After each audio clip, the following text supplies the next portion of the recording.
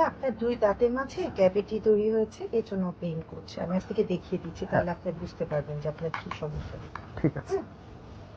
শোনেন, এই যে ভালো করে একটু দেখে নেন, দুই দাঁতের ফাঁকে খাবার জমে গেছে। হ্যাঁ, খাবার জমে গেছে দেখে এই কারণে আপনার পেইনটা হচ্ছে। রাতে হয়তো বা প্রপারলি পাস করা হচ্ছে না, এই কারণে। হ্যাঁ, একটু মিরারের দিকে তাকান। হ্যাঁ, ঠিক আছে।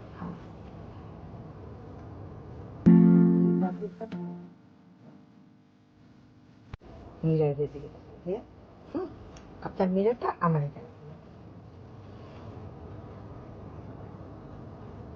মিরারের দিকে তাকান দিয়ে, আপনার মিরারটা আমার এখানে দিয়ে।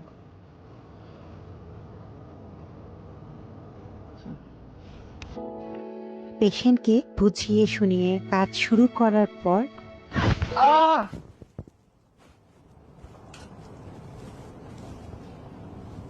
আপনি কি ব্যথা পাইছেন? না, মনে হচ্ছিল একটু ব্যথা ব্যথা পাবো, এমন কিছু। আমি তো আরেকটু হার্ট অ্যাটাক করতাম।